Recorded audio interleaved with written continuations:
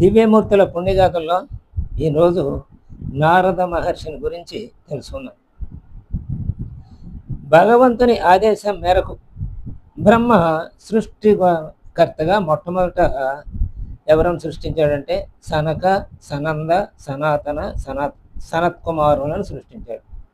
తరువాత స్వయంభువ మనువుని, శతరూప అనే ఒక అపురూపమైన సుందరిని, పులస్త్య పులహులను, అత్రి క్రతువులను, అరుణుని, అంగీరసుని, భృగు దక్షులను, నారదుడు మొదలగు వారిని అందరినీ సృష్టించాడు. ఎవరు? బ్రహ్మ మరి సృష్టికర్త కదా. ఏది? భగవంతుని ఆదేశం మేరకు అనమాట ఆయన చేసింది ఈ పని. అంటే భగవంతుడు అంటే పరమాత్మ. ఆ పరమాత్మే త్రిమూర్తులుగా రూపాంతరం చెంది 3 పనులు ఆయనే చేస్తున్నాడని మనం చెప్పుకుంటాం కదా. అందుకనే సృష్టికర్త బ్రహ్మ.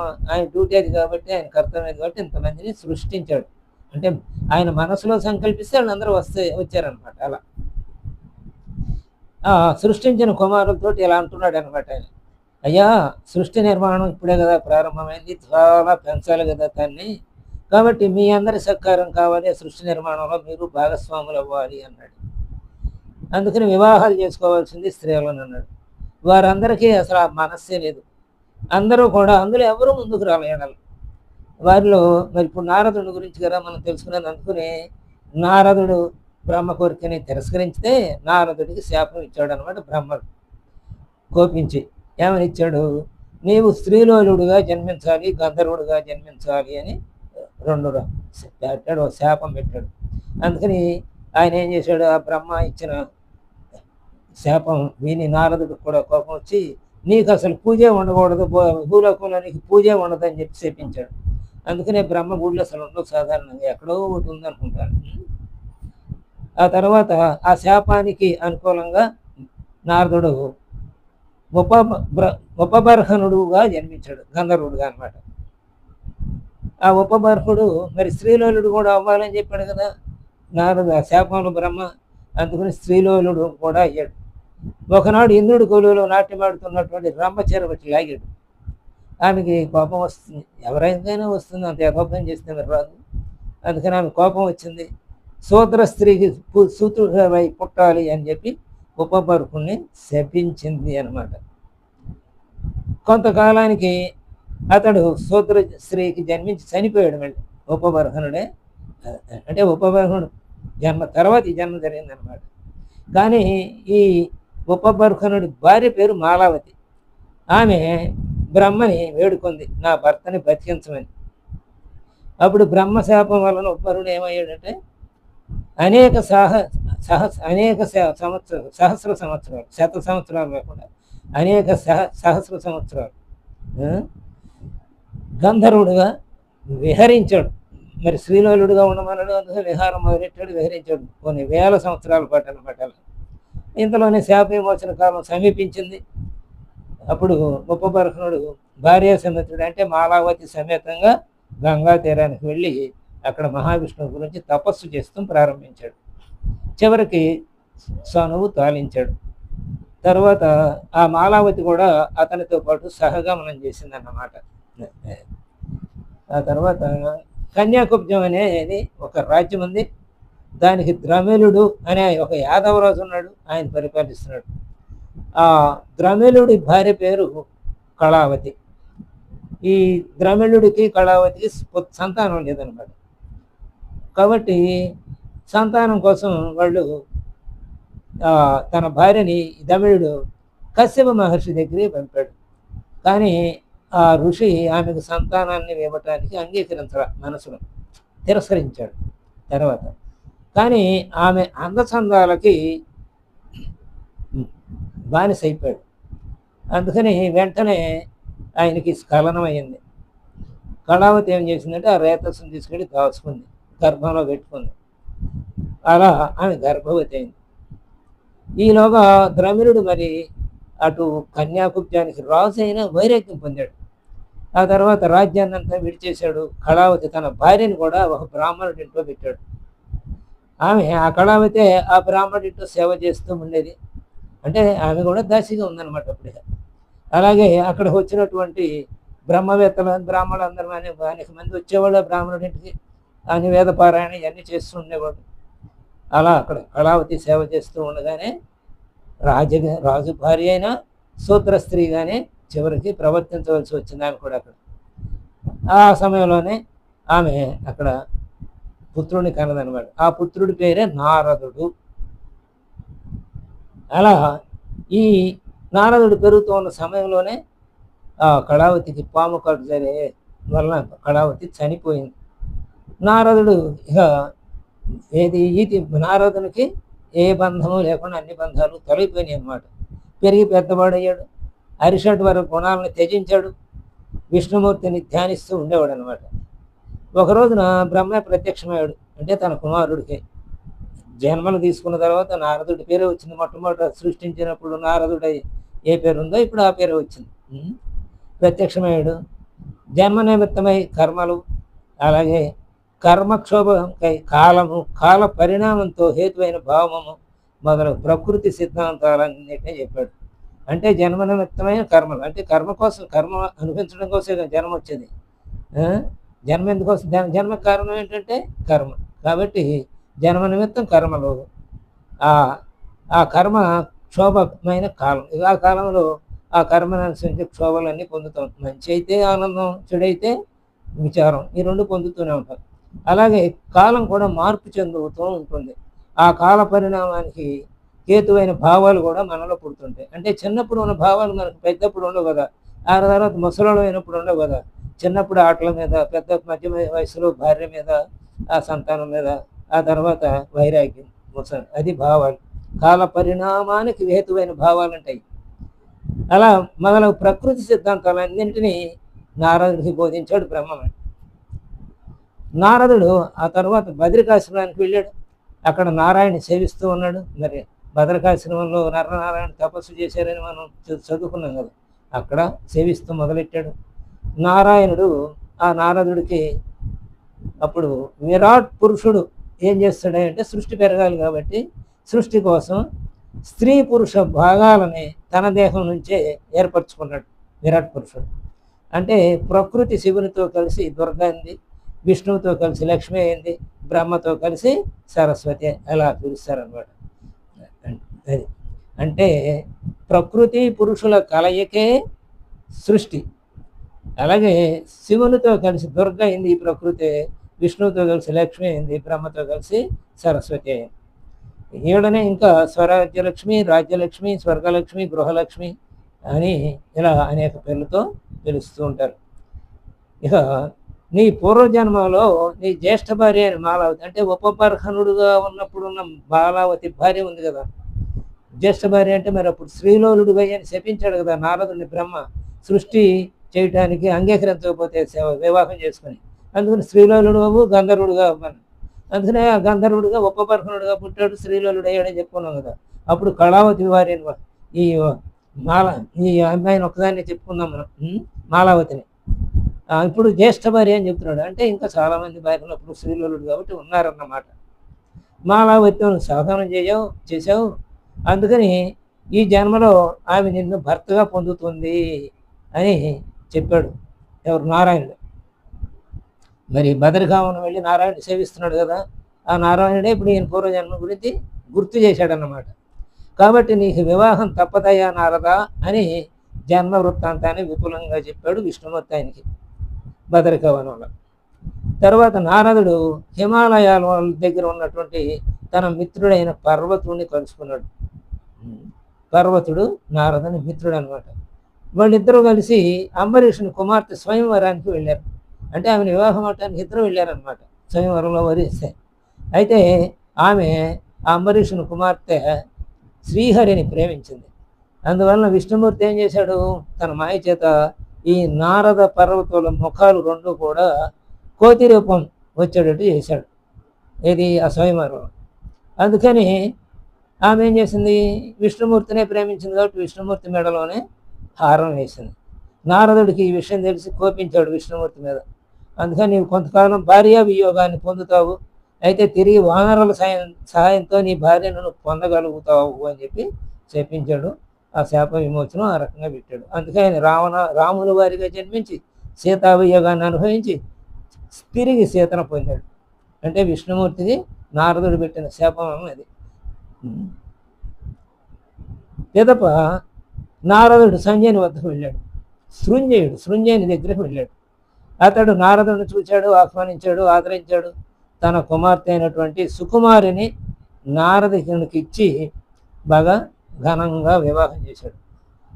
ఆ శృంజయుడికి మగ సంతానం లేదు అప్పటి వరకు కూడా. ఇది నారదుడికి తన కుమార్తెనిచ్చి పెళ్లి చేసే వరకు, ఆయనకి సుకుమారినిచ్చి పెళ్లి చేసే వరకు శృంజయుడికి సంతానం లేదు, మగ సంతానం. తర్వాత ఇంద్రుడు అల్పాయుష్కుడిని ప్రసాదించాడు ఆ శృంజయుడికి. ఆయన బాధతో ఉన్నాడు శృంజయుడు. అరే, అల్పాయుష్కుడిని వరంగా పొందానే అని మదన పడుతుంటే నారదుడే ఆ సమయంలో వచ్చి నీ కుమారుని ఏమైనా సరే అల్పాయుష్కు నుంచి రక్షించి దీర్ఘాయుష్ని చేస్తానని చెప్పి అభయం ఇచ్చాడు అనమాట. కానీ ఈ అల్పాయుషుతో పుట్టిన బాలుడు కడుపులో ఒక బాలుడు మలమూత్రాలు మాత్రం సువర్ణమయంగా ఉంటాయని దీవించాడు నారదుడు. ఈ విషయం తెలుసుకున్న దొంగలు ఏం చేశారు, వెంటనే బాలుడిని తీసుకెళ్ళి అపహరించి బాలుడు పొట్టకొచ్చి చూశారు, ఏమైనా సువర్ణం ఉంటుందని. అక్కడ ఏమీ లేదు. ఆ రకంగా ఆ బాలుడు మరణించాడు. అయితే ఈ విషయం తెలుసుకుని శృంజయుడి భార్యగా శోకిస్తూ ఉండగా నారదుడు తెలుసుకుని, నారదుడు ఆ బాలుడు ఎక్కడున్నాడో తెలుసుకుని ఆ బాలుడి శరీరాన్ని తీసుకొచ్చి తిరిగి అతన్ని బ్రతికించాడు అనమాట. తన మాటను నిలబెట్టుకున్నాడు. అంటే దీర్ఘాయుష్యుని చేస్తాడని మాట ఇచ్చాడు కదా, మాటను నిలబెట్టుకున్నాడు నారదుడు. శృంజయుడి అల్పాయుషు కుమారుడు ఆ రకంగా దీర్ఘాయుష్ని పొందాడు అన్నమాట. ఇక ఈ సృష్టి విస్తరణ సమయంలో దక్షుడు పలువురిని సంతానంగా కన్నాడు. వారందరికీ చాటుమాటుగా నారదుడు తపస్సు చేసుకునే విధానం ఇవన్నీ చెప్తున్నాడు. అంటే మరి సంసార జీవం, అందుకని మరి దక్షుడేమో వాళ్ళందరినీ సృష్టి విస్తరణలో భాగంగా కన్నాడు కాబట్టి వాళ్ళకి వివాహం చేయాలి. అంటే స్త్రీ పట్ల వాళ్ళకి ఆకర్షణ కలగాలి. ఎప్పుడైతే తపస్సు పట్ల ఆకర్షణ కలిగిందో స్త్రీ పట్ల ఆకర్షణ ఉండదు కదా, అలా సృష్టి విస్తరణ జరగదు. అందుకని నారదుడు సృష్టి విస్తరణకు అడ్డం వస్తున్నాడని చెప్పి నారదుడిని దక్షుడు ముల్లోకంలో తిరుగుతూ మిత్రభేదంతో ఉందిగా కానీ శపించాడు అన్నమాట. ఆనాటి నుండి నారదుడు బ్రహ్మచారి మహతి వీణను పట్టుకుని విష్ణునామ స్మరణ చేస్తూ ముల్లోకాల్లో తిరుగుతున్నాడు. ఒకసారి ఇంద్రసభలో రంభ వరసి అప్సరసలు నృత్యాల్లో ఎవరు గొప్పవారు అనే నిర్ణయం చేయాల్సి వచ్చింది. ఇంద్రుడు నిర్ణయం చేయండి అని కోరాడు అనమాట సభలో. అప్పుడు నారదుడు లేచాడు. ఎవరైతే దూర్వాస మహర్షి యొక్క తపస్సుని భగ్నం చేయగలుగుతారో వాళ్ళే ఈ అప్సరసలలో గొప్పవారు అన్నాడు. అయితే ఆ పనికి ఎవరు సాహసించలేదు, రంభ వరస ఇద్దరు కూడా. ఎందుకంటే దుర్వాసుడు మహాకోపి ఏం శాపం పెడతాడు అని చెప్పి సాహసించలేకపోయారు. అప్పుడు ఆ ఇంద్రసభలో ఉన్న మేష అప్సరసలలో వపు వసు అనే ఇద్దరు అప్సరసలు ఉన్నారు. వీళ్ళు ఆ పరీక్షకు సిద్ధపడ్డారన్నమాట. అంటే దుర్వాసుడి తపస్సు చెడగొట్టడానికి సిద్ధమయ్యారు. వెళ్ళారు వాళ్ళు, అందులో నాట్యం ఆడుతున్నారు. దుర్వాసుడు కోపించాడు. వపు వెళ్ళిందనమాట. నువ్వు పక్షిగా జన్మిస్తావని శపించాడు ఆ వపుని. ఒక రోజున నారదుడు విష్ణుమూర్తిని దర్శించి నీ మాయ చాలా అద్భుతమైంది, ఆ మాయను నేను తెలుసుకోగోరుతున్నాను అన్నాడు. వినయపూర్వకంగానే అడిగాడు. సరే, నారదుడు చక్కగా నారదుడిని ఒక సరస్సు దగ్గరికి తీసుకెళ్ళాడు విష్ణుమూర్తి. సరస్సులో స్నానం చేయమన్నాడు. ఆ సరస్సులో మునిగి బయటకు వచ్చేటప్పటికి అపురూప సౌందర్యవతిగా మారింది ఆ నారదుని శరీరం. ఆ చారుమతి అనే పేరుతో పెరిగింది. కానీ అంటే ఇదంతా మర్చిపోయాడు నారదుడు తన పూర్వజన్మని. కాశీరాజు ఆ గావలో వెళుతూ తీసుకెళ్ళాడు అనమాట. బయటకు వచ్చిన ఈ చారుమతి అని పేరు తర్వాత పెట్టాడు. ఈ అపూర్వ సౌందర్యవతిగా మారి బయటకు వచ్చాడు కదా సరస్సు నుంచి. ఆ బయటకు వచ్చిన అంటే విష్ణుమూర్తి మాయమైపోయాడు. అక్కడ ఈ సౌందర్యవతితే మిగిలింది, రూపం మారిన నారదుడే మిగిలాడు. ఇంతలోనే కాశీరాజు అటు వెళుతూ ఆమెను చూసి చక్కగా ఉంది, పెంచుకుందామని చెప్పి తీసుకెళ్ళి చారుమతి అని చెప్పి పేరు పెట్టుకొని పెంచుకుంటున్నాడు. తర్వాత ఈ కాశీరాజే శివి అనే రాజుకి ఇచ్చి వివాహం చేశాడు ఈ చారుమతిని. వాళ్ళకి 5 పుత్రులు కలిగారు. ఆ తర్వాత చారుమతి చనిపోయింది. మళ్ళీ నారద మహర్షి రూపం వచ్చింది. పూర్వజనం స్మృతి కూడా వచ్చింది నారదుడికి. అప్పుడు విష్ణుమూర్తి ప్రత్యక్షమయ్యాడు. నాయన, నువ్వు నా మాయను గురించి తెలపమన్నావు కదా, నా మాయ ఎలా ఉందో తెలపటం కోసమే నిన్ను స్త్రీగా మార్చాను, కొంతకాలం సంసారం జీవితంలో ఉంచాను అని చెప్పాడు.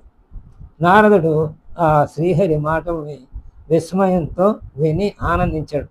పలు విధాలు స్తుతించాడు విష్ణుమూర్తిని నారదుడు కలహభోజుడని పేరు కదా, ఎందుకంటే కలహాలు కూడా లోక కళ్యాణం కోసం సృష్టించి లోక కళ్యాణం జరిగేట్టుగా చూచేవాడు, అందుకని కలహభోజుడని పేరు. ఆ కలహం తాను ఆనందించడం కోసం కాదు, లోక కళ్యాణం కోసం. అంటే లోక కళ్యాణం, ఒక రాక్షసుడు నశించాలి అంటే ఆ రాక్షసుడిని రెచ్చగొట్టాలి, నువ్వు గొప్పవాడు, ఎంతవాడు అని విష్ణుమూర్తి యుద్ధానికి వెళ్ళమని ప్రేరేపించాలి. ఆ తర్వాత కానీ ఆ రాక్షస నాశనం జరగదు.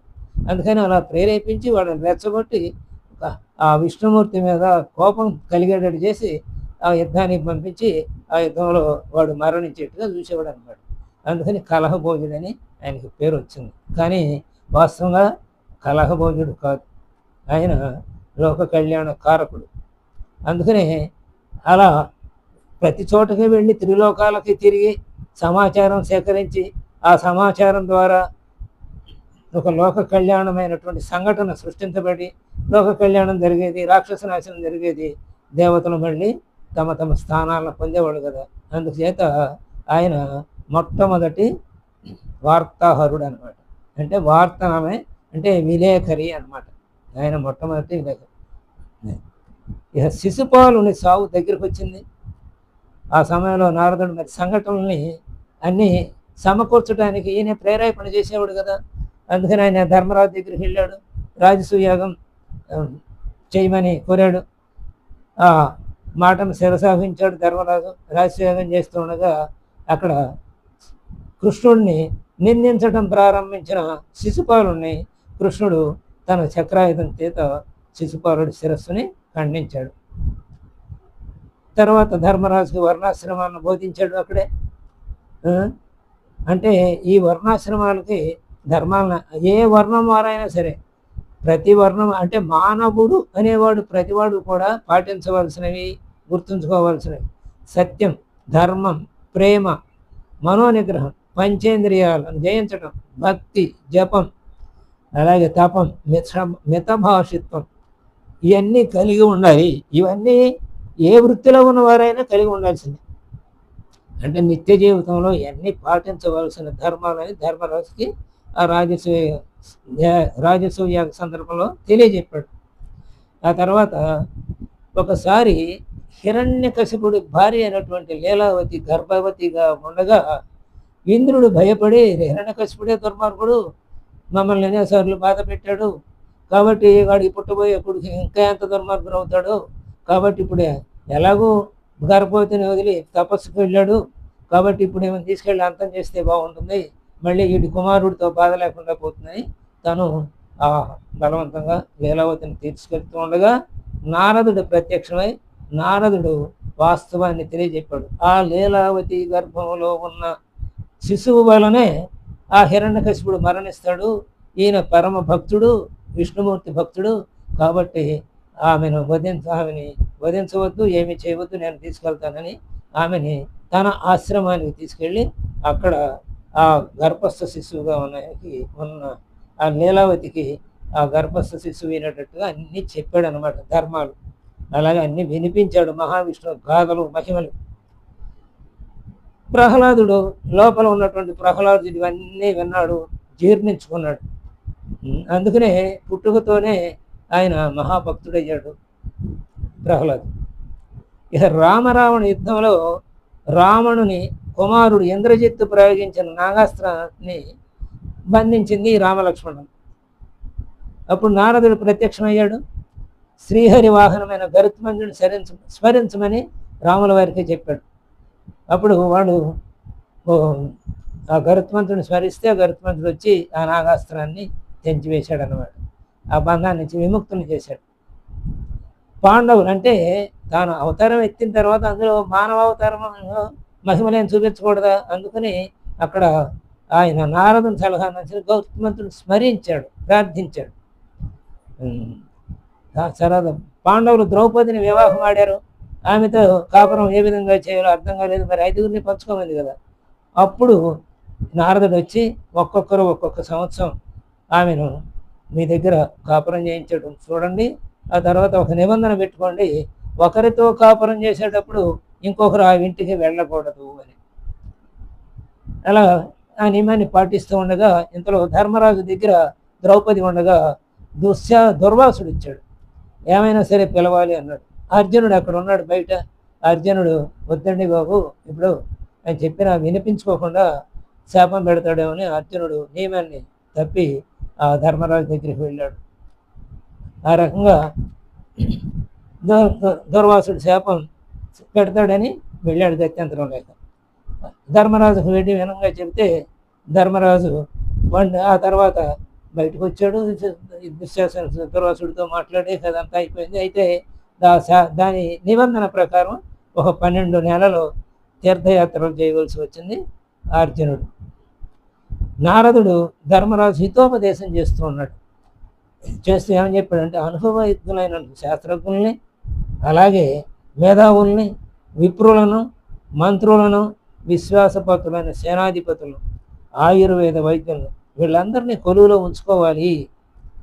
భారతదేశంలో ఉన్నటువంటి గొప్ప నదులు గంగా, యమున, సరస్వతి, గోదావరి, కృష్ణ మొదలగు పుణ్యనదుల చరిత్రను కూడా ధర్మరాజుకి వివరించి చెప్పాడు నారదుడు. ఇలా నారదుడు లోక కళ్యాణం కోసం పాటుపడ్డాడు.